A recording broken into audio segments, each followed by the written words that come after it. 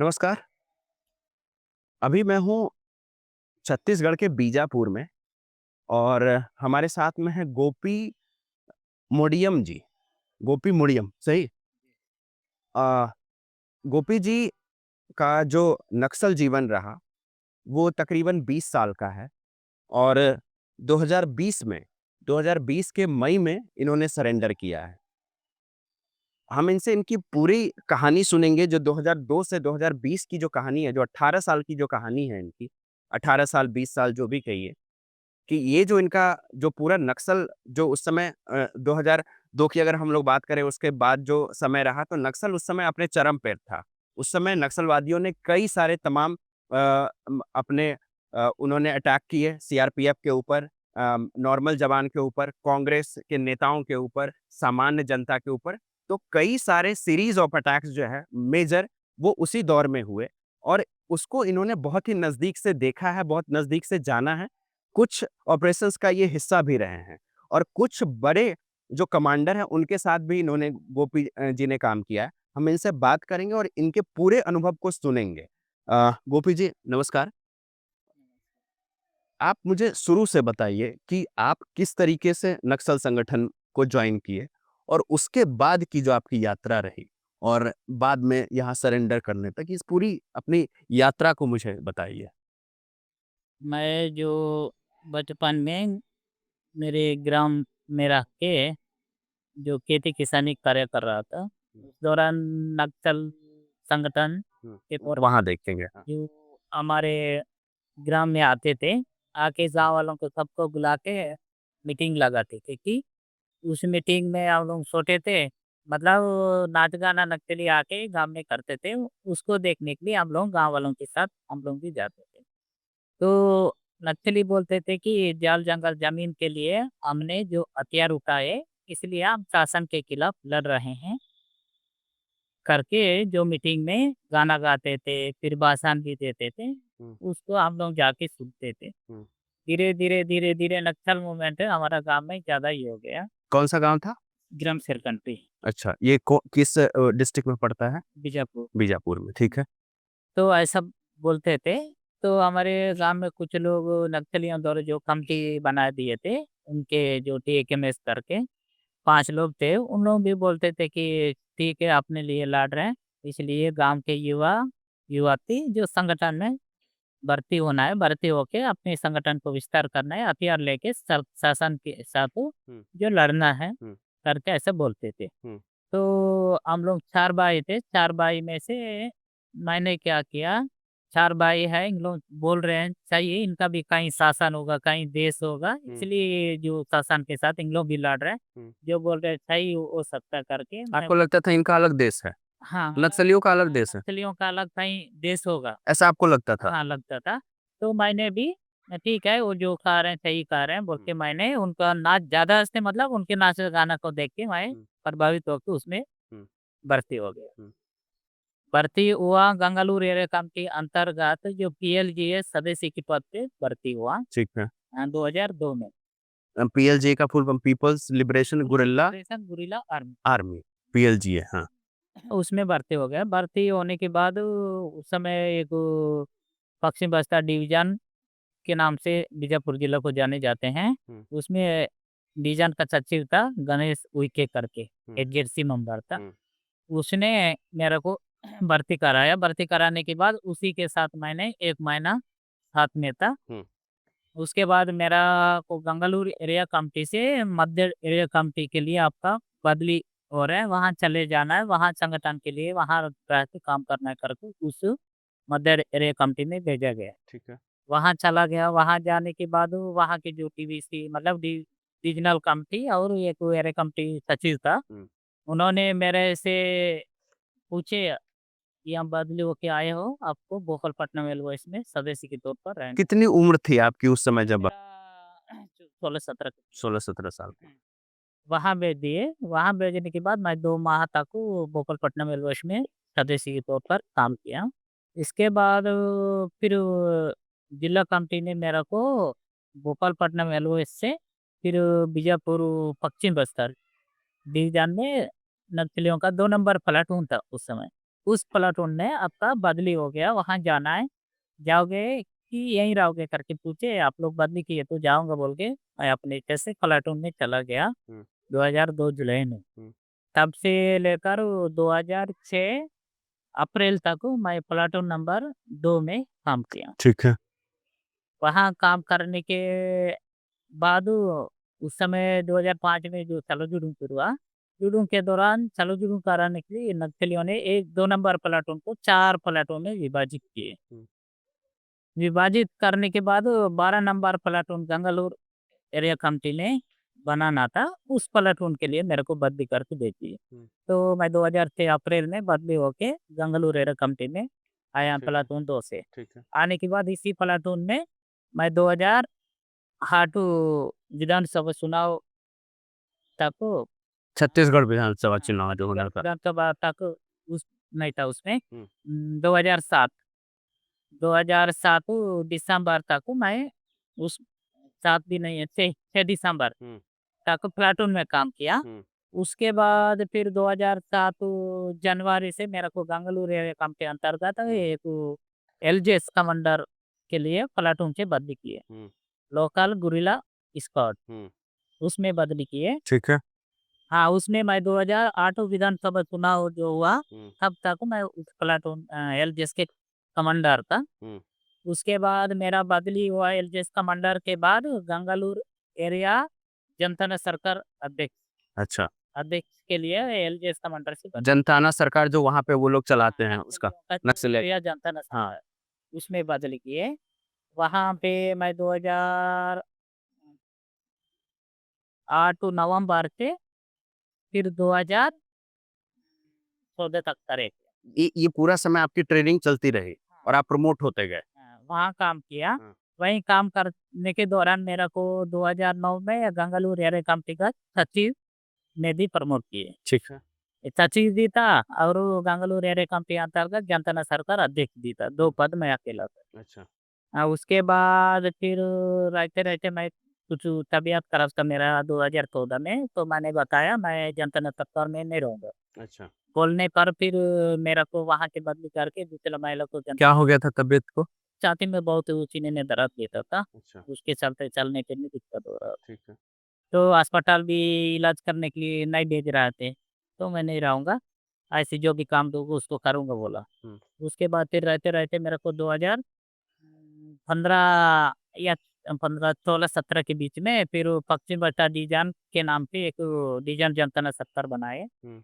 तो उसमें फिर मेरे को वहाँ बदली की है। इस दौरान आपकी आर्म्स की ट्रेनिंग हो चुकी थी? हाँ, वहाँ बदली हो गया। उस डिवीज़न जनता सरकार में ही रहते ये काम कर रहा था। हुँ, उसमें मेरे को मतलब आर्थिक का पद दिए थे और विद्या सांस्कृतिक शाखा ज़िम्मेदारी दिए थे। तो जो शाखा का ज़िम्मेदारी मैं अकेला कर रहा था। ठीक है।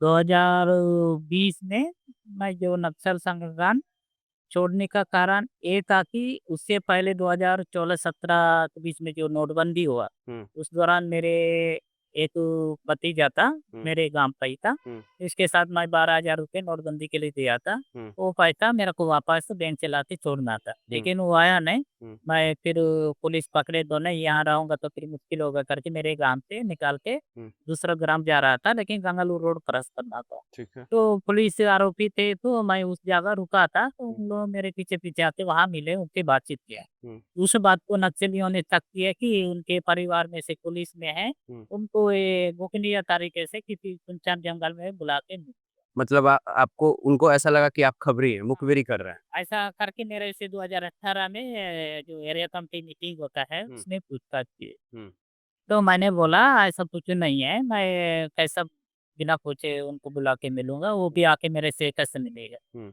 ये सही नहीं है बोला। हुँ, उसके बाद रहते फिर वहीं 20 तक था, तो आखिरी मैंने सोचा मेरे ऊपर मैं ये क्रांतिकारी के तौर पर जाल जंगल ज़मीन को बचाने के लिए जो नक्सल संगठन में शामिल होके हुँ, इस पद तक आके मैं जो काम कर रहे हैं जनता के लिए करके, हुँ, लेकिन मेरे ऊपर उल्टा कैसे शक कर रहे हैं ये लोग।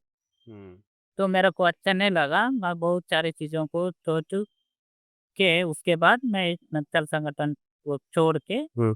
जाके सरेंडर करके मैं आराम से अपना ज़िंदगी जी लूँगा बोल के मैं आके सरेंडर कर लिया। अच्छा, हम लोग आपके पिछले जीवन में बाद में चलेंगे। आप जब सरेंडर किए, तो सरकार की तरफ से आपको क्या-क्या दिया गया? मेरे कोई को आर्थिक लाभ या किसी तरीके की चीज़ें? सरेंडर होने के बाद जो उस समय आर्म्स के साथ सरेंडर किए थे, वैसे किए थे? आपके पास हम कोई लोग आर्म्स था? दोनों हथियार वगैरह नहीं लाया, हाँ। खाली आता है। हम हुँ। लोग दोनों पति-पत्नी साथ में आते सरेंडर कर लिए। अच्छा, पत्नी आपकी वहीं थी? हाँ, वो भी वहीं थे, मैं भी वहाँ थे, साथ में आके सरेंडर कर लिए। हुँ। तो उस समय सरेंडर करने के बाद उस समय शासन का जो प्रोत्साहन राशि था ₹10,000 वो हुँ, दे दिए। हुँ, उसके बाद मेरा यहाँ सरकारी में डीवीसी करके वो था रिकॉर्ड में, हुँ, 8 लाख इनाम घोषित था। 8 लाख के आप इनामी थे। हाँ, इनामी था। नक्सली जब लेकिन थे तो मैंने आपके बोला ऊपर 8 लाख का इनाम हाँ, था। मैंने बोला एरिया कमिटी सचिव के पद पे था, हाँ, लेकिन डीवीसी ने नहीं लिए थे। ठीक है। बोले तो फिर एरिया कमिटी सचिव का इनाम है वही 5 लाख, हुँ, वो जो शासन की तरफ से मेरे को मिला है। हुँ।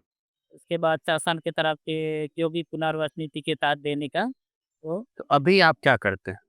मैं वो दिए हैं। अभी कोई भी सरेंडर होने के बाद शासन में नौकरी करना चाहता है तो आप उसको ट्रेन हाँ, करते हैं। हाँ, नौकरी देते हैं तो मेरे को अभी उनके जो हाँ, जो जो सरें नौकरी नया मिल गया। नया जो सरेंडर करके आते हैं, उसका भी ट्रेनिंग आप एक तरीके से करते हैं। हाँ, उनका ट्रेनिंग अभी वर्तमान में इस वर्ष में उनको कुछ अलग शासन की तरफ हुँ, के मतलब इनके हाथ में हथियार है, हुँ, हथियार के जगह काम सिखा के तो काम सिखा देंगे तो हुँ। काम करके मुझे ये बताइए कि जो इतने इनके जो सेंट्रल कमिटी के बड़े नाम हैं, जो पॉलिट ब्यूरो, उनमें से किन-किन के साथ आपने काम किया? मैं सेंट्रल कमिटी सदस्यों के साथ काम किया 2004 में, जो एक मारा गया पीके करके था, हुँ। वो 2009-10 के बीच में उसको मारे पुलिस। कितने का इनामी था? तो उस समय 60-70 लाख था शायद उसके बाद 60 लाख का इनामी था। हाँ, मेन कमिटी में था वो। हाँ, केंद्र कमिटी मेंबर था ठीक है। वो और? था और ये बचवराज इसके साथ मैं कोरापुट हमला करने गए थे, कौन-सा हमला? कोरापुट उड़ीसा राज्य में। अच्छा, हमला करने गए थे। बसवराजू ये जो भी अभी मारा गया है। हाँ, वही हमारा कमांडर था, उसके अच्छा, साथ मैं 4-5 महीना उसके साथ में था। 5 महीना। क्या हाँ। किए वो पूरी कहानी मुझे उसके बाद बताइए। हम लोग यहाँ पे बीजापुर यहाँ दंतेवाड़ा जिला का था, हुँ, गिदम थाना करके, हुँ, गिदम थाना को लूटे। हुँ, उसको लूटने के बाद वहाँ आए, आने के बाद 1-2 महीना रेस्ट लिए, उसके बाद हमको फिर ऐसी एक घटना करना है, करके जगह नहीं बताए। हुँ। यहाँ से हमको बता के फिर वो कोंटा चैत्रा होते हुए, मलकानगिरी होते हुए हम लोग विशाखापट्टनम हम चले गए। वहाँ जाने के बाद 2-3 महीना वहीं रुके थे। उस दौरान अदर ग्राउंड्स के साथ हमको 10 बार फायरिंग भी हुआ। तो वहाँ रुके थे, उसके बाद फिर हम लोग वहीं पे पूरा जो प्रैक्टिकल किए, कैंप पर कैसे अटैक करने क्या करके, जगह नहीं बताए, ऐसा-ऐसा कैंप है, वहाँ जाके अटैक करने करके। वो करने के बाद 1 महीना फ्री थे, उसके बाद फिर हम लोग विशाखापट्टनम से कोरापुट जाके कोरापुट जिला पुलिस लाइन को लूटे। मतलब आपने 2-3 थाने लूटे। हाँ। तो उस थाने जब लूटते थे तो उसमें क्या एजेंडा रहता था कि यहाँ उसमें अटैक करेंगे तो क्या-क्या उसमें करना है? किसी भी थाने को लूटना है, कुछ करना है तो उनके जो एग्जीक्यूटिव राज्य के और केंद्र कमिटी इन लोग 1-2 साल से पहले से किस जगह पर नाटक कर सकते हैं करके उसका रेकी करते रहते हैं। पुलिस का कमी क्या है, कमजोरी क्या है, उस जगह अपन अटैक करके हथियार से लूट सकते हैं क्या है, अपन सुरक्षित आ सकते हैं क्या है, उस तरह से उन लोग देखे रहते हैं रेकी। तो उन्होंने रेकी किए थे, तो ऐसा-ऐसा जाके अटैक करके ऐसा आ सकते हैं करके सब रेडी हो गया। उसके बाद हम लोग गए वर्टिकल किए, कैंप डमी कैंप बना के उसके बाद वहाँ अटैक किए गाड़ियों से जाके। गाड़ी 3-4 गाड़ी में बैठ के जाके अटैक किए वहाँ कितने 25 लोग थे? हम लोग 110 लोग थे। 110 लोग मिलके अटैक किए। हाँ, कितनी गाड़ियाँ थी? गाड़ी हमारे पास हम लोग अलग-अलग दिशा से आके अटैक किए हुँ, और 3 पुलिस थानाओं को एक टीम 20-30 लोग अलग तरफ से दूसरा तरफ से आके अटैक किए। हुँ, हम लोग एक बड़ा टीम हम हुँ, एक कमांडर, एक 407 और एक ट्रक, एक कमांडर, 2 बाइक जितना गाड़ियों से हम लोग एक रूट से घुसे, हुँ, दूसरे कोरापुट में हमला करके और वो दूसरे रूट में निकल गए। वो जो हम लोग निकाल के जाने वाला रूट में 3 पुलिस थाना था, एक लक्ष्मीपुर और एक काकरगुम में ऐसे कुछ है, हुँ, ऐसी कुछ और एक थाना। हुँ। वहाँ पे अटैक करके उन लोग उस रास्ते को रेडी रखे थे। हम लोग यहाँ अटैक करने के बाद उस रास्ते की तरफ निकल गए। वहाँ पे 536 हथियार अलग-अलग तरह का 536 हथियार। उसमें मतलब 303 स्टैन गन, पिस्टल बाकी पुराना मॉडल है जो भरमार बंदूक है और ब्रिटिश शासन के काल में जो चल रहा था उस तरह का सब हथियार मिला। सब अलग-अलग तरह का 536 हथियार मिला, उसमें हम लोग 25,000 राउंड लूटे। 25,000 राउंड गोली भी मिली। हाँ, गोली। 536 हथियार और 25,000 राउंड गोली। वो पूरा गाड़ियों में भर के हम लोग ले गए, जंगल में गड्ढा खोद के रखे थे पहले, वहाँ गड्ढों में डाल के कहाँ के जंगल में? वो विशाखापट्टनम और वो कोरापुट के बीच वाला श्रीकाकुलम कोरापुट के बीच वाला जो पहाड़ी है, वहाँ गड्ढा खोद के रखे थे, वहाँ ले जाके पूरा गोली और बंदूकों को वहाँ रख के ऊपर से मिट्टी काट दिए। जितने हमारे साथ रखना था उतना हम लोग रख लिए थे। उसके बाद फिर उस घटना का पूरा डिब्रीफिंग टाइप का वहाँ जो समीक्षा बोलते हैं, उस तरह का जो करने के बाद हम लोग आगे पीछे एक-एक बंदूक लेके फिर वहाँ से सीधा बस्तर आए। वहाँ से बस्तर हाँ, यहाँ कैसे आए? पैदल आए हैं, 1 महीना लगा। वहाँ से बस्तर 1 महीना चल के आए? हाँ, चल के आए हैं, धीरे-धीरे चल के आए। यहाँ आने के बाद हमको फिर से वहाँ डंप किया हथियार लाने के लिए, यहाँ से फिर 50-60 लोगों को लेके हमने फिर वापस किए। ठीक है। फिर दूसरा राउंड फिर लेके आए। कितने बार में वो 536 हथियार और 25 राउंड हजार राउंड गए? राउंड में पूरा खत्म और कितना समय लगा इसको लाने? लाने के लिए 1-2 साल लगा। 1 साल में पूरा लेकर के आए? 1-2 साल लगा। 2 साल। तो ये लूटने की कितने दिन पहले से प्लानिंग होती थी पूरा? प्लानिंग हमको नहीं पता, जो जिस तरह के जो उनका कमिटी हुआ करता है, केंद्र कमिटी करके, उन्हीं लोग पहले से पूरा रेकी करके रेडी रखे थे। यहाँ से हम लोग को लेके ऐसा-ऐसा गिदाम में जो अटैक किए थाने में, वहाँ भी ऐसे ही करना है करके यहाँ से हमको बता के ले गए। लेकिन किस जगह करना है, किस शहर में, ये हमको ये नहीं बताते हैं जाना। आज अटैक करने के लिए जाएँगे तो 1 घंटा पहले हमको बताए कि इस जगह जाना है। इसलिए सब रेडी बोल के पहले नहीं बताते हैं ताकि जानकारी लीक ना हो। तो कोई लीक इधर-उधर लीक कर देंगे तो फिर पुलिस तक को बात पहुँच जाएगा। वो लोग फिर सतर्क हो जाएँगे, उस जगह अपन अटैक नहीं कर पाएँगे करके नहीं बताते। तो टोटल इस 18 साल 20 साल में टोटल कितने अटैक में आप शामिल रहे? उसकी संख्या मैं उस समय दो थाना में लूटने में और भी तमाम अटैक किस-किस में आप रहे हैं? 2004 में उसमें था। हुँ। उसके बाद 2006 में यही गंगालूर रोड में आरोपी पार्टी जा रहा था। हुँ। उसमें आरोपी पार्टी के ऊपर हम लोग कंपनी नंबर 2 इस डिवीज़न में है। कंपनी नंबर 2 प्लाटून 12 इस समय एलजीएस कमांडर था। हुँ। सब लोग मिल के बीजापुर से लगभग 5 किलोमीटर दूरी पर हुँ। वहाँ आरोपी पार्टी पर एम्बुश लगा के उसमें किए। हुँ। उसमें मैं एक तरह वो आबूस पार्टी ने था। अच्छा। बीजापुर से आगे और एक कैंप है पामल वाया करके उस कैंप हुँ। वाले आबूस पार्टी की तरफ आएँगे बोलके उनको रोकने के लिए वहाँ था। हुँ। बाकी लोग इनके ऊपर अटैक किए, हुँ। उसमें 6 कुछ जवानों को मारे उसमें 6 जवान मारे गए उसमें। 6-8 कुछ मारे हैं, 6 कुछ हथियार वहाँ से लूट के हम लोग ले गए। अच्छा। वो उसमें था, उसके बाद बड़ा घटना किसी में नहीं था। उसके बाद क्योंकि मेरे को 2008 में एक एसओपी पार्टी में रहे, फिर वहाँ जो उड़ीसा में हुआ, विशाखापट्टनम में हुआ, उन सब में रहे आप इन्वॉल्व। मतलब मेजर 4-5 अटैक में आप शामिल रहे। अटैक में शामिल था। उसके बाद क्योंकि मेरे को ऑर्गेनाइज़ेशन काम में कार्य में बदली की है। तो वहाँ जो थाना पे आप अटैक किए थे, जो बड़ा अटैक था जहाँ से 526 या 500 हाँ, हथियार लूटे, उसमें कितने पुलिस वाले मारे गए? उसमें सिर्फ पुलिस लाइन में एक सेंट्री में था, हाँ। उसी को मारने के लिए बोले। अच्छा। वो हथियार लेके सेंट्री में रहता है, एक ही जवान को मारना है, उसके बाद सेंट्री नहीं है, बाकी किसी को भी नहीं मारना है, कोई भी पकड़ में आएँगे तो उनको छोड़ना है। तो बाकी पुलिस वाले भाग गए या आप भाई लोग वहीं थे, उनको पकड़ के रखे थे, उसके बाद में लूटने के बाद छोड़ दिए? के बाद उनको छोड़ दिया। ये जो जो 2-3 जो बड़ी घटनाएँ हुई बीच में, जो ये जो कुछ पिछले 1 दशक में हुई, जिसमें 76 80 सीआरपीएफ के जवान शहीद हुए, जो मेजर अटैक एक हुआ। एक जो कांग्रेस के नेताओं थे जिसमें 30 से ऊपर लोग मारे गए थे, उसमें हुआ। इस दोनों अटैक के समय में आप कहाँ थे? मैं यही था, गंगालूर एरिया कमेटी में था। हुँ। मैं जो जनता सरकार अध्यक्ष था, तो जनता सरकार मीटिंग के लिए मैं मार क्षेत्र गया हुआ था। हुँ। जो 76 जवानों का जो सुकमा में हुआ, सुकमा में हुआ। उस समय मैं मार डिवीज़न में था। मार डिवीज़न इंद्रावती एरिया कमेटी में। हुँ। वहीं रहते-रहते हम लोग रेडियो से समाचार सुने, हुँ। इतना जवान मारे गए, इतने नक्सली मारे गए, ऐसा-ऐसा हथियार लूट के ले गए बोल के इतना हुँ। सुने। हुँ। लेकिन उसमें कैसा प्लान किए, कैसा है, कैसा हमला किए, ये नहीं पता। आप लोग को नहीं पता। हाँ, क्योंकि हम लोग इधर थे, क्योंकि उसी घटना में शामिल रहेंगे तब उस आदमी को पता रहेगा। पता रहेगा। वो हो गया।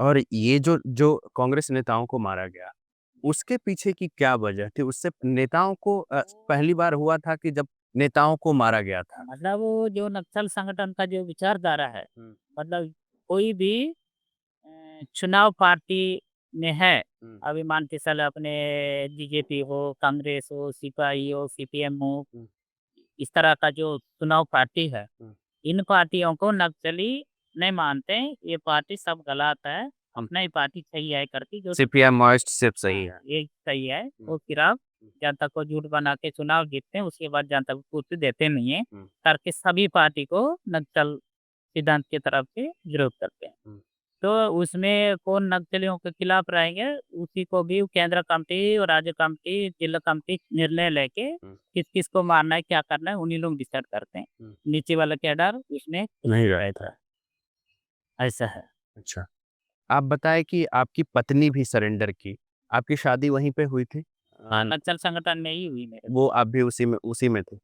मैं सुनता हूँ कि वहाँ पे जो है नसबंदी कर दी जाती है, कितना सही है ये? मतलब नक्सलियों का ऐसा है कि क्योंकि जनता के लिए हथियार उठाओ, जनता के लिए लड़ो, ठीक है।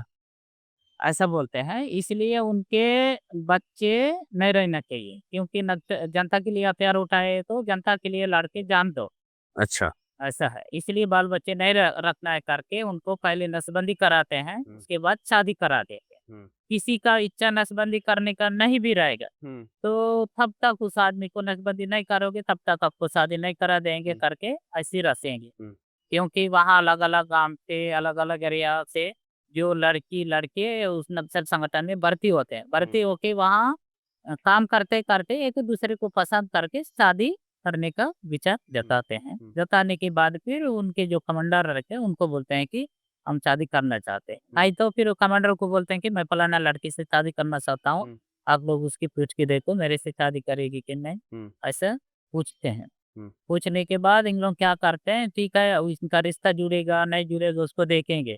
उसके बाद ही ये संगठन में आके कितना साल हो गया, हुँ, जूनियर है कि सीनियर उसको भी देखते हैं। अच्छा। देखने के बाद जूनियर है तो शादी नहीं करने हाँ, देंगे। नहीं करते हैं। अच्छा, उसके बाद ही उनको शादी करा देते हैं, लेकिन पहले उनका डिमांड रहेगा कि नसबंदी कराओ, उसके बाद आप लोगों को शादी करा देंगे।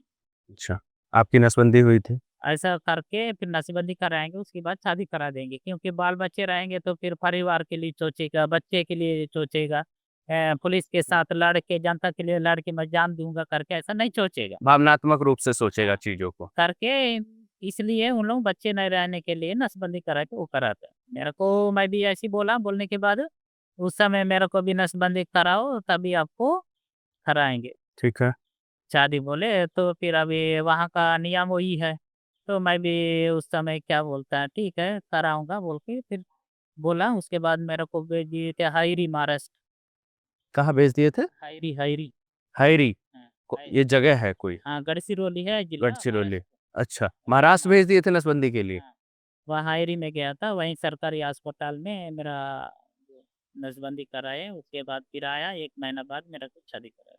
तो वो जो अस्पताल में इन नक्सल लोगों की क्योंकि हाँ, गढ़चिरौली भी वो नक्सलवाद प्रभावित क्षेत्र हाँ, रहा है। गढ़चिरौली तो नक्सलवाद प्रभावित ही है। हुँ, लेकिन मेरे को गाँव वालों के माध्यम से भेजे, गाँव वाले अपना लड़का है, इसके हुँ, 4-5 बच्चे हैं। मेरे हुँ, को उन लोग बोले कि 4-5 बच्चे हैं हुँ। और बच्चा नहीं रखना चाह रहा इसलिए कर रहा हूँ बोलता है, ऐसा बताया ना बोले मतलब झूठ उनको एक हाँ, झूठी कहानी बनाई नहीं गई। तो फिर बच्चे नहीं रहेगा तो फिर वो डॉक्टर कराएगा नहीं। हुँ। हमारा गाँव का ये है, ऐसा-ऐसा है बोल के बोले तब ठीक है करके करा दिए। अच्छा ऐसा भी होता है कि बहुत लोगों की नसबंदी वहीं पे जंगल में ही की हाँ, जाती है? पहले मतलब वो जो अस्पताल सरकारी अस्पताल में बेच के करते थे। हुँ, कहीं प्राइवेट अस्पताल में भी बेच के करते थे। हुँ, इसके बाद सब तरह पुलिस का मूवमेंट बढ़ गया, हुँ, पुलिस कई लोगों को गिरफ्तार भी कर हुँ, चुके हैं। हुँ। तो नक्सली क्या किए, उनके जो एक डॉक्टर आया था रफ़ीक करके, डॉक्टर रफ़ीक? रफ़ीक, अच्छा, वो अभी झारखंड, बिहार तरफ का ही है। हाँ। वो आया था, वो यहाँ के जो लोकल डॉक्टर लोगों को मतलब वो ट्रेनिंग दिया। नसबंदी जंगल के अंदर कैसा करना है, क्या करना है, हुँ, जिस हिसाब से उनको ट्रेनिंग दिया। हुँ। अभी नक्सली जंगल के अंदर ही नसबंदी करा। तो ये डॉक्टर रफ़ीक भी का भी नक्सल कनेक्शन था? हाँ, नक्सल कनेक्शन था, वो नक्सल में भर्ती हो गए एक साथ। तो वो आकर के जंगल में ही ट्रेनिंग दे कर हाँ, के गया जंगल था? में ही ट्रेनिंग दे के चला गया। तो अभी उसके भी करते हैं गाँव में ही। तो अब जंगल में ही हाँ, जंगल में अब अब अस्पताल नहीं आते हैं। और पता नहीं आता। अच्छा जहाँ ये मुझे इलाज कराते हैं वहाँ नहीं हो पाएगा, कुछ बीमारी आए तो हुँ, जगह बेच सकते हैं, उस जगह वो देखते हैं। ये लोग देख के हुँ। अस्पताल बेच। अब मुझे ये बताइए कि अभी जो कुछ लोग मारे गए हैं, एक हिडमा करके है, नाम सुने होंगे उसका क्या है माडबी हिडमा। इरमा तो मरा नहीं है, वो हाँ, जिंदा हिडमा, हाँ, वही उसी की बात कर रहा हूँ। उसको माना जा रहा है कि जो अभी जितने भी ड्रेडेड हैं, जो खूंखार है उसमें से वो एक है। उसकी स्थिति क्या है? कहाँ है वो? उससे कभी आप मिले क्या? है। इरमा से मैं 10-12 बार से ज़्यादा मिला हूँ। 12 बार मिले आप हिडमा से? मिला हूँ, इरमा को मैं 2003 से लेकर 2018 तक मिला, बीच-बीच में मिलते रहे। हाँ। तो इरमा यहीं का लोकल है, हुँ, वो उतना ज़्यादा पढ़ा-लिखा भी नहीं है। हुँ, मेरा अनुमान से 5वीं तक पढ़ा होगा। हुँ, लेकिन वो लोकल है, पहले एलविस कमांडर था कोंटा में, उसके बाद कोंटा एरिया कमिटी सचिव था, हुँ, उसके बाद उसको 2005 में बदली करके कंपनी 2 नंबर करके बनाए थे, हुँ, दक्षिण सब जोनल ब्यूरो लेवल में। हुँ, तो उसमें उस कंपनी में डिप्टी कमांडर का ज़िम्मेदारी दिए थे। ठीक है। उसके बाद फिर 2 नंबर कंपनी को अलग करके 3 नंबर कंपनी और बना के उसका हुँ, कमांडर बना दी। हुँ, वहाँ से इरमा मतलब जो गश्त के लिए हुँ, पुलिस पार्टी अंदर जाता था, उनके ऊपर अटैक करता था। हुँ, तो उस हिसाब से उसको प्रमोशन मिलते गया। हुँ। उसके बाद डीवीसी बनाए, डीवीसी के बाद फिर एसजेडसी बनाए, एसजेडसी के बाद जो 76 जवानों को किए, उसके बाद तरेम पुलिस थाना अंतर्गत 76 सीआरपीएफ जवान में हिडमा भी हाँ, इन्वॉल्व एक था। कमांडर था। अच्छा, उसके बाद मैं मतलब मैं वहाँ गया नहीं, लेकिन बोल रहे हैं कि इरमा था वहाँ, अच्छा, जो वहाँ शामिल हुए वाले। अटैक पॉइंट पे। हाँ, उसमें सीसी मेंबर भी थे, हुँ, लेकिन उन लोग पीछे थे, उसमें मेन लीड कर रहा था इरमा। हुँ, उसके बाद टेकुलगुड़ा करके एक जगुरगोंडा थाने में आता है हुँ, काम, सुकमा जिला का। हुँ, वहाँ बीजापुर के डीआरजी गया, हुँ, 2021 अप्रैल 3 तारीख की घटना है। हुँ, वहाँ 22 जवान शहीद हो गए, कुछ हुँ, घायल हो गए थे। हुँ, उसमें भी इरमा कमांडर था। हुँ। तो उसके बाद ही इरमा बहुत अच्छा मिलिट्री अनुभव है, मिलिट्री में एक्सपर्ट है, बहुत अच्छा पुलिस को मार के हत्या 3 रह करके उसको केंद्र कमिटी मेंबर बना इस दिए। 2 अटैक के बाद। हाँ, इसी को देखते हुए उसको केंद्र कमिटी मेंबर बना दिए। हुँ, अभी भी वो मतलब 1 नंबर माओवादी संगठन का 1 नंबर बटालियन है, इस हुँ, बटालियन का इंचार्ज है। अच्छा, इसका कमांडर वर्तमान में एक उसी के गाँव का पुवर्ती का है, बारसा देवा करके। अच्छा, वो एसजेडसी मेंबर है, वो उसका कमांडर है। अच्छा। पूबत्ती गाँव से ही उसका कमांडर है। हाँ, हुँ। वहाँ रह के वो काम कर रहे हैं। वो अभी मरा नहीं है, वो ज़िंदा ही है। हाँ, वो जानते हैं। क्या उम्र होगी उसकी अभी? उसकी उम्र 46 से 48 के बीच में ही होगी, मतलब 48-50 साल का ही होगा। 50 नहीं कम। कम उम्र में ही उसने भी जॉइन कर हाँ, लिया था कम पर उम्र में जो तो ये कम उम्र में ही क्यों नक्सली युवाओं को निशाना बनाते हैं कि इस अभी एज में ही लेके जाना है? अभी क्योंकि नक्सली क्या करते हैं, अभी बड़े उम्र वाले उन लोग शादीशुदा है, बाल-बच्चे हैं, ज़मीन है, परिवार है, उसको देखभाल। अभी क्योंकि छोटे उम्र वाले उनको छोटे बाल संगठन में भर्ती करते हैं ग्राम में रहते समय। हुँ, बाल संग वो 10-12 साल की उम्र में उसको बाल संगठन सदस्य बना देते हैं। हुँ, उसके बाद वो लड़का धीरे-धीरे पूरे नक्सल संगठन के विचारधारा में हुँ, ग्रसित रहेगा। हुँ, धीरे-धीरे इन लोग नाच-गाना को देखते हुए धीरे-धीरे नक्सली आते हैं, भर्ती होना है, हज वर्दी पहनना है, ऐसा मारना है, ऐसा करना है हुँ, करके पूरा हुँ, उनका ब्रेन वॉश टाइप का करते हैं। हुँ, उसी में से इन लोग उस संगठन में भर्ती हो जाते हैं। हुँ, अभी क्योंकि उनको भी नॉलेज नहीं रहता कि शासन का कितना ताकत है, हुँ, शासन का क्या है ताकत, नक्सल संगठन का ताकत क्या है, हम शासन के साथ लड़ने से हम जीत पाएँगे कि नहीं हुँ। करके ये भी उनको नॉलेज नहीं नहीं है। पता। जैसे आपको तो ये लगता था ऐसा कि कि बता दे रहे हैं, मैं जो सोचा था कहीं देश होगा, इनका मिलिट्री होगा, चाइना होगा इसलिए लड़ रहे हैं। चलो जाऊँगा बोल के चला गया। अच्छा ऐसा लगता था कि चाइना के जैसे इनकी अपनी मिलिट्री होगी, अपना अलग देश होगा। हाँ, ऐसा मैं समझा था, कहीं घर भी होगा, बरिस में घरों में रहते। घर नहीं है, कुछ नहीं है, जंगल में 24 दिन-रात 24 घंटा घूमते रहो, भटकते रहो। आप कहे कि आप कई बार मिले, दर्जन से ज़्यादा समय आप हिदमा से मिले। हिदमा के साथ कभी आपका इंटरेक्शन हुआ, कभी उससे मैं बातचीत हुई? मिलने से ज़रूर बातचीत होता था। क्या बातचीत मतलब होती थी उस बातचीत समय? होता था कि हमारे एरिया गंगालूर एरिया कमिटी में मैं जो सचिव था, उस हुँ, दौरान वो यहाँ आता था। हुँ, आने के बाद वो पूछता था कि कहीं पुलिस का मूवमेंट है क्या? हुँ, कहीं अपन अटक कर सकते हैं क्या? हुँ, इस एरिया का स्थिति क्या है? हुँ, करके उसको पूछता था। हुँ, तो मैं बोलता था कितना मैं जानता था उतना उसको बोल देता था, फ़ोर्स तो अंदर नहीं आती हैं। हुँ, रोड किनारे-किनारे या आरओपी वगैरह लगता है, उसी कैंप के अगल-बगल जो कभी-कभार एरिया डोमिनेशन टाइप का जो गश्त आते हैं, अंदर तो नहीं आते बोल के बोलता था। तो हम लोग इधर ही रहते हैं, कहीं कुछ होगा पुलिस का मूवमेंट तो हमको खबर दीजिए, सबके बता के फिर भेज देता है। और ये जो बसवराज जो राजू राव रहा, उससे कभी मिले आप? बसवराजू उसके से साथ काम वही किए? बसवराजू को ही मैं जो बताया कोरापुट वाला, वो ऑपरेशन उसके साथ हाँ, किए आप? उसमें 3-4 महीने साथ में था। उसके बाद फिर बीच-बीच में उसको 2012-13 तक बीच-बीच में मिलते रहा। मिलते रहे। मतलब 1-2 साल गैप करके एक बार कभी-कभार मिलते थे। अच्छा, ये जो गाँव वाले पे कभी-कभी, जैसे आप कहे कि आपके ऊपर भी उन लोगों को शक हुआ कि मुखबिर तो नहीं हो गया है। तो इन लोगों ने इस पूरे दौर में जो है कई मुखबिरों की हत्या की नक्सलियों ने। तो वो कैसे मतलब होता था कि अभी क्योंकि जो नक्सल संगठन का एक नियम है, हुँ, सिद्धांत है, उसमें क्या कहते हैं बोलने से, जो उनका मकसद जमींदार, पूंजीवाद, साम्राज्यवाद, हुँ, यही 3 अपना पहाड़ है, हुँ, इन्हीं को विनाश करना है। विनाश करके उस उस जगह अपने नवजनवादी क्रांति को स्थापित करना। इसलिए क्या करना है, एक-एक ग्राम से एक पारा, पारा से लेकर एक ग्राम को लेकर एक ग्राम पंचायत को लेकर एक ब्लॉक स्तर से मुख्यालय, जिला स्तर से फिर दूसरा जिला को कब्जा करते-करते आगे बढ़ना है। अपने जो दीर्घकालीन जनयुद्ध करते-करते अपना आगे बढ़ना है।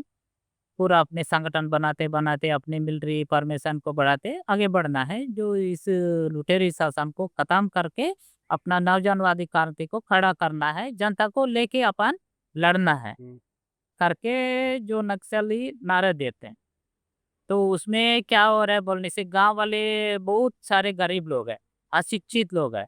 इसी का फ़ायदा उठा के नक्सली आए वहाँ, कभी-कभार पटवारी, नाकेदार पहले जो कानून के तौर पर जाते थे गाँव में उनके नियम के हिसाब से। हुँ, तो इसी का फ़ायदा आप पढ़े-लिखे नहीं हैं, शासन के बारे में भी उतना नहीं जानते हैं। नक्सलियों को भी पहले गाँव वाले भी जानते थे कि इन लोग अपने लिए आए कि डाकू क्या है करके, ऐसा सोचते थे। सब नहीं जाते थे, 1-2 लोग जाके उनसे हुँ, मिल के बात करके आते थे। हुँ, धीरे-धीरे गाँव वाले ऐसी मम्मी-पापा टाइप का धीरे-धीरे वो पूरा पकड़ बना लिए।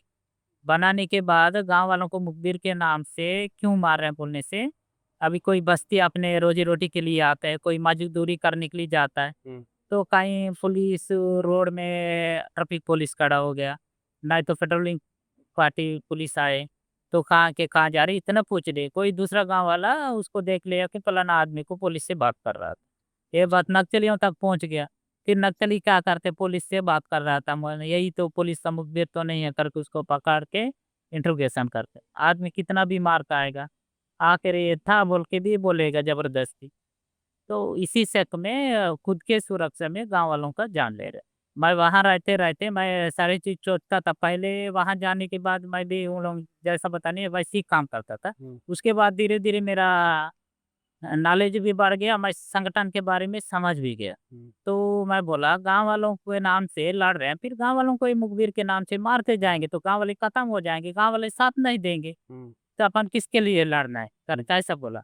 अरे मुखबिर आए तो गाँव वाले के लिए ही लड़ रहे हैं, हुँ, जनता के लिए लड़ रहे हैं, हुँ, लेकिन जनवाद करके बोल रहे हैं वो, उसी को मार रहे हैं। एक कैसा है करके एक बार मैं सर्च किया। हुँ, तो बोले कि वो मुखबिरों को भी ये बचाना चाह रहा है। वो मुखबिर था तो उसको मारना हुँ। ही है, जनता का दुश्मन है वो बोलते हैं। वहाँ कितना सही, कितना गलत वो नहीं देखना है। क्या माहौल अब मार-काट करके ही उनको दबा के रखने का ही ज़्यादा काम किए। सिर्फ़ हिंसा। हाँ, कि किस लिए मेरे को डीवीसी तक प्रमोशन नहीं हुआ बोलने से, मैं कई लोगों को डीवीसी ने उसको उनको मारना है करके आदेश दिए थे। मैं उनको छोड़ के आ गया, समझा-बुझा के उनके परिवार वालों को छोड़ के आया। अच्छा। तो उसमें मेरे को 3-4 बार माफ़ी माँगने के लिए बोले। मेरे को जिला कमिटी प्रस्ताव भी किए कि इसका दुश्मन को भी दोस्ती रखता है, हुँ। इसलिए इसको प्रमोट नहीं करना है, उसको माफ़ी माँगवाना है। आपको क्यों नहीं मारे? आपके ऊपर भी तो मुखबिरी का हाँ, शक था। ऐसा था। उसके बाद मैं इसके खिलाफ भी विरोध किया। उसके बाद भी ये थोड़ा विचारधारा से अलग ही चल रहा है बोल के सोचे होंगे हुँ, उनके कमिटी के बीच में, हुँ, इसलिए मेरे को प्रमोट नहीं किए। हुँ, मेरे को पकड़ के मारने ही वाले थे। मैं किसी को नहीं बोला, हुँ, वहाँ से चुपचाप निकाल के आ गया। हुँ, मैं नहीं तो मेरे को पकड़ के मारने वाले थे, इंट्रोगेट करके मारने वाले थे। मेरे बाद और एक डीवीसीएम था, जिला हुँ, कमिटी मेंबर था, गंगालूर एरिया कमिटी इंचार्ज था। हुँ, उसको मेरे ही नाम से उसको मारे। वो और वो गोपी मोड़ियाम दोनों मुखबिर बने थे। पुलिस को सूचना दे रहे थे, इसलिए पुलिस आके हमारे ऊपर अटैक कर रहे थे। करके ऐसा आरोप लगा के उसको मार दिए। मैं किसी को नहीं बताया, अपने से निकाल के आया तो मैं बच गया। नहीं तो मैं वहीं रहता तो उसी के जैसा मार के खत्म कर देता। ऐसा। अब कभी ऐसा लगता है कि उस समय जो आपके हाथ से भी कुछ लोगों की जान गई, मैं लूट-पाट तो किया? इतना वर्ष तक वहाँ था, खुद के हाथ में 1-2 लोगों तक नहीं मारा। लेकिन 4-5 जगह जो डीवीसी के आदेश से जन अदालत लगाया था। हाँ। लेकिन जन अदालत लगा के गाँव वालों के बीच में पूछा। हुँ। पूछने के बाद गाँव वाले कैसा मैं इसको मारने से ठीक रहेगा कि मारपीट करके छोड़ने से ठीक रहेगा कि समझा-बुझा के छोड़ने से ठीक रहेगा बोल के गाँव वालों के बीच में छोड़ा। छोड़ने के बाद फिर गाँव वाले बोले कि एक जान के चक्कर में सब परेशान रहेंगे, इसलिए इसको अटल नहीं रखना है, इसको मारना है करके बोले। तो उसके बाद जो ग्राम लेवल में जो मिलिशिया रहता है, उन्हीं को बता दिया, ले जाओ भाई आप ही लोग काफ़ी कर लोग लो बोल के ऐसा आदेश दिया। जनताना अदालत बोलते हाँ, हैं। जन अदालत। जनताना अदालत या जन अदालत वो चीज़ होती है, एक तरीके से ये लोग पैरेलल सरकार चलाते हैं और किसी गाँव में या किसी व्यक्ति से संबंधित जो निर्णय है कि इसने ये क्राइम किया है, इसको इस तरीके की सज़ा देनी है, वो ये लोग तय करते हैं। एक अदालत टाइप से लगाते हैं उस गाँव में, गाँव के भी लोग रहते हैं, नक्सली भी रहते हैं और जो उस टीम को हेड कर रहा होता है, वो तय करता है कि उस व्यक्ति को क्या सज़ा मिलनी, यही बात है ना? वही होता है ना जनताना अदालत में, एक पैरेलल सरकार जो कह सकते हैं वो। मतलब उस पूरे गाँव को समझते हैं कि ये एक देश है और उसकी वो हाँ, सरकार है।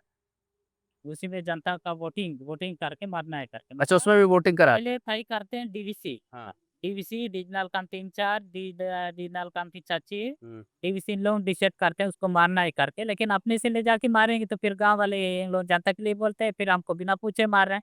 ऐसा होगा बोल के फिर गाँव वालों के बीच में ले जाके मारने से जनता का मन में रहेगा कि हम ही लोग मारे। हुँ। ऐसा है। हुँ।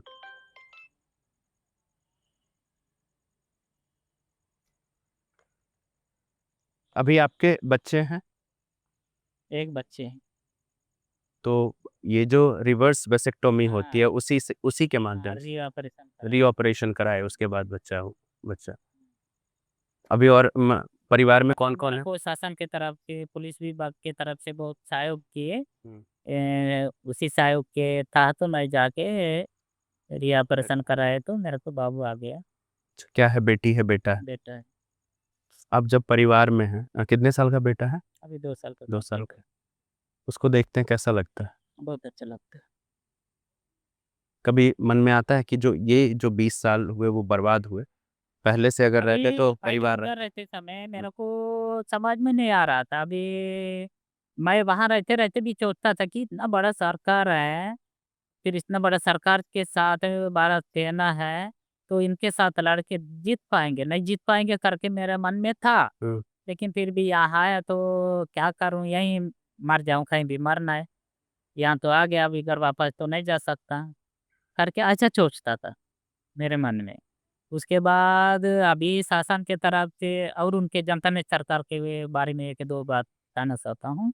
अभी जो सरकार जनता ने सरकार के नाम से वहाँ बना दिए, हुँ। उसमें गाँव वालों को कुछ देना नहीं है। हुँ। सिर्फ उसमें एक फ़ायदा क्या हो गया गाँव वालों को बोलने से, उनका एक ज़मीन समतलीकरण कार्य करके साल में 1 बार करते हैं। हुँ। उसमें कितने गाँव वाले गरीब है, उसमें गाँव गरीब वालों को अलग से 10-15 दिन तक उनके खेत को समतल कर देते हैं, मेड़ बना देते हैं। ज़मीन नहीं रहने वालों को थोड़ा बहुत हुँ।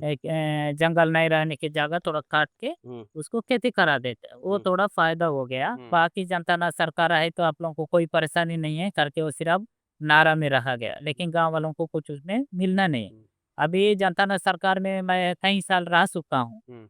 लेकिन उसके लिए बजट आता था, उस बजट को एरिया जनता ने सरकार वाले ही खर्च करते थे। ग्राम लेवल वालों को सिर्फ ज़मीन समतल के लिए हुँ। वर्ष में वही 20,000 30,000 उतना देते थे। उस पैसे से चावल खरीद के खाते-खाते उसके यहाँ गरीब वालों के यहाँ काम तो करते। मुझे ये बताइए ये जो सेंट्रल कमिटी के लोग होते हैं, वो हमेशा जंगल में ही रहते हैं या बाहर शहर में भी आते हैं और तमाम चीज़ें करते हैं?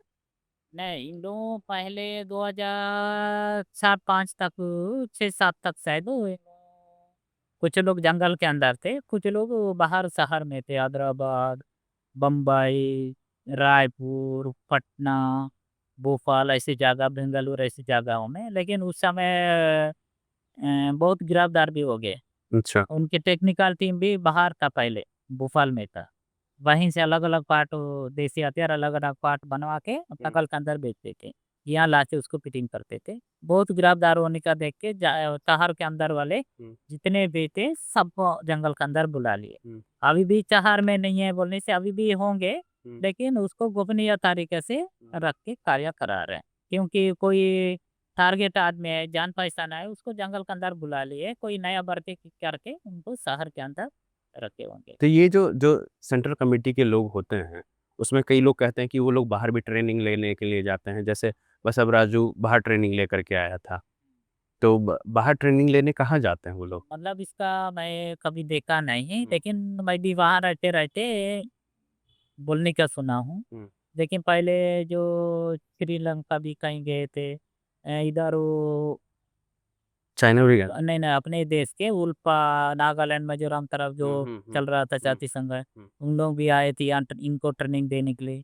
और नेपाल के माओवादी भी यहाँ भारत आए थे, यहीं ट्रेनिंग दे के 1-2 ठो AK-47 नेपाल माओवादी तो उनको देख के वहाँ भेज दिए। हुँ। और ऐसे ही चलता था। इन लोग पहले बसवराजू का एक चुना कहीं गया था बोल के, इसके पहले इन लोग अभी तुर्की है, फिलीपींस है, पेरू है, ऐसी जगह वहाँ भी कुछ लड़ाई चल रहा है। उनसे मिलने के लिए पहले इन लोग भी जाते थे। उसके बाद धीरे-धीरे होके वो भी बंद हो गए। लेकिन पैसा पहले ऐसा आते थे, ट्रेनिंग दे के चले जाओ, मतलब पैसा दे के लाते थे इन लोग। और पैसा कहाँ से आता है? सारा फंड कहाँ से आता है? फंड तो इन लोगों को भरपूर आता था पहले, अभी क्योंकि तेंदुपत्ता तोड़ाई ही करते हैं। हाँ, तेंदुपत्ता का हाँ, सारा उसमें से ठेकेदार से आधा पैसा ले लेते हैं। ठीक तो है। उसके बाद अभी यहाँ प्राइवेट गाड़ी जितना भी है, हर गाड़ी के पीछे में गाड़ी के हिसाब से साल में एक बार टैक्स के रूप में वसूलते हैं। अच्छा। कभी कहीं रोड कर या पुल या कुछ भी भवन वगैरह जो बनता है ठेकेदार द्वारा करता है, हुँ। उसमें 10% के हिसाब से कमीशन बना रहता है। हाँ, कमीशन नकली माँगते हैं। तो बाकी पैसा जो गाँव वालों से चंदा के नाम से इकट्ठा करते हैं। पैसे की कोई कमी नहीं होती है। हाँ, पैसा का कोई कमी नहीं है। अभी इनका 2016 का नोटबंदी जो आया उसके बाद कमी नहीं था, उसके बाद फिर नोटबंदी हुआ, लेकिन थोड़ा-सा अभी दिक्कत में फँसे हैं। अभी दिक्कत में फँसे हुए हैं। नोटबंदी के बाद हाँ, 2 उनको बार नुकसान नोटबंदी हो गया, बहुत नुकसान हुआ।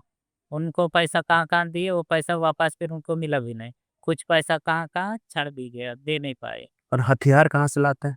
हथियार तो लोग ऑटोमेटिक जो भी राइफ़ल्स है, पुलिस के ऊपर अटैक करके उनसे ही लूटते उसके हैं। अलावा उनसे अलावा पहले मतलब कुछ-कुछ हथियार बाहर से खरीद भी लेते थे। जैसे अ, अगर मैं मतलब पूछ पैसा देते थे। हाँ, मतलब पूछूँ कि सबसे ज़्यादा अगर कोई जैसे होता है ना कि रॉकेट लॉन्चर हो गया हाँ, रॉकेट जो लॉन्चर तो अब तक नक्सलियों के पास नहीं है, हाँ, तो नहीं आया। हाँ। लेकिन पहले कहीं से AK-47 और एक वो 315 बोरो बंदूक जैसा वाला एक है। मतलब लेटेस्ट हथियार ये हाँ, लोग कर लाए। हथियार वो खरीद के लाते थे। साल में 1-2 ठो कैसे कहाँ-कहाँ से राउंड वगैरह खरीद के लाते थे, वो भी धीरे-धीरे वो भी बंद हो गया। हुँ। अभी खुद देसी हथियार बना रहे हैं और पुलिस से लूटा वाला हथियार से ही पुलिस के साथ लड़ रहे हैं।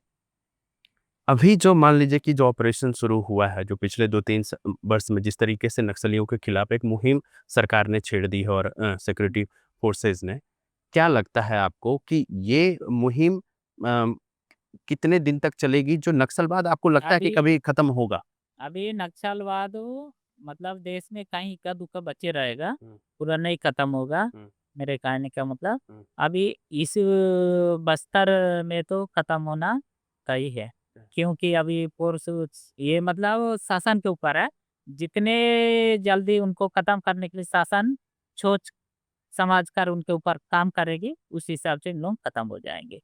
लेकिन इनको चांस मौका नहीं देना चाहिए। उस हिसाब से इन लोग खत्म हो जाएँगे। अभी क्योंकि सारे जगह कैंप खुल चुका है, सारे जगह बड़े-बड़े एनकाउंटर हो रहे हैं, उसमें मारे जा रहे हैं।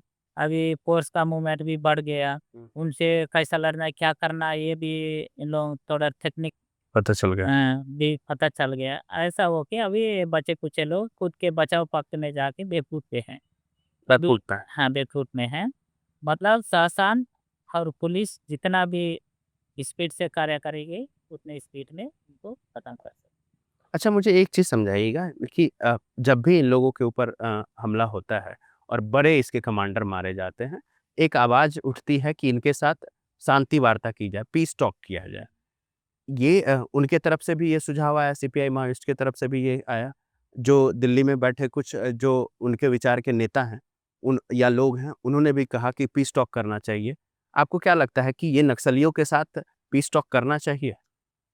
मतलब अभी नक्सल संगठन का एक कार्यनीति होता है। एक रणनीतिक और एक कार्यनीति उनका जो रहता है।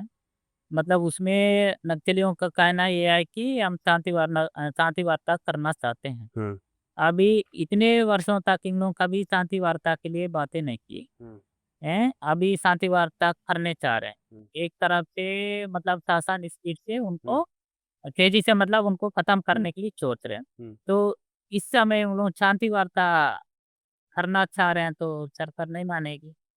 क्योंकि इसका भी मैं तो बोल नहीं सकता हूँ कि इसका ये भी मकसद रहेगा, क्योंकि कुछ दिन के लिए शांति पुलिस गश्त रोक दो, हुँ, पुलिस के आविष्कार करने का रोक दो। हुँ, तब इनको यहाँ से कुछ नया प्लान बनाने के लिए, यहाँ से बच के निकालने के लिए, हुँ, कुछ नया हथियार, कुछ आईडी-फाईडी हुँ। तैयार करने के लिए थोड़ा मौका मिले। रिग्रुपिंग करने का और मौका। एक और रणनीति हाँ, टेंड भी होता है।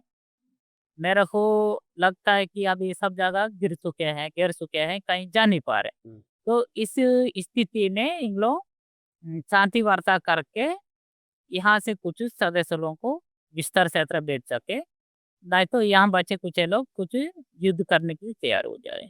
इस हिसाब से उन लोग कर रहे होंगे, मेरा कहने का मतलब। क्योंकि ऐसा नहीं करेंगे तो एक दूसरे को मिल के चर्चा करके प्लान आगे का प्लान तय नहीं कर पाए। हुँ, इसलिए हम लोग ऐसा कर रहे हैं। मैं वहाँ रहते समय अपने संगठन का भी शासन के साथ चर्चा करके मतलब वो समझौत करके, शांति वार्ता करके चुनाव में जा पाएँगे क्या करके एक क्वेश्चन किया। हुँ, तब बोले कि अपन पूरा खत्म होते तक लड़ेंगे, मरेंगे लेकिन अपन चुनाव के रास्ता कभी नहीं जाएँगे। शांति समझौत करेंगे, किस समय करेंगे? मतलब अपने से नहीं हो पाएगा, उस स्थिति में अपने संगठन कार्यनीतिक तौर पर शांति वार्ता करने के लिए ये मौका ढूँढेगी बोल के ऐसा बोलते हैं। तो देखा कि गोपी जी ने कैसे हमें जो टेक्निकल चीज़ें हैं जो इस माओवादी संगठन की टेक्निकल चीज़ें समझाई, कैसे पार्टी काम करती है उनकी, कैसे जो है जो अभी पीस टॉक को लेकर के उन लोग का डिमांड है, तो कैसे वो सही नहीं है। जो उन्होंने एक अंतर समझाया कि कार्यनीति और रणनीति, ये दोनों जो अंतर समझाया कि पीस टॉक का डिमांड वो क्यों कर रहे हैं, ये उन्होंने समझाया। कैसे इन्होंने बड़े जो माओवादी रहे उनके साथ का जो इनका अपना अनुभव रहा वो समझाया, क्यों वो छोड़ कर के आए वो समझाया और क्यों लोगों को छोड़ के आना चाहिए, ये समझाया। मैं आपसे यही रिक्वेस्ट करूँगा कि आप सभी इस वीडियो को देखें, इस चैनल को सब्सक्राइब करें ताकि हम जो ये मेहनत करते हैं, जो दूर जाते हैं, वहाँ से ग्राउंड रिपोर्टिंग करके लाते हैं, तो हमारा भी मनोबल बढ़े।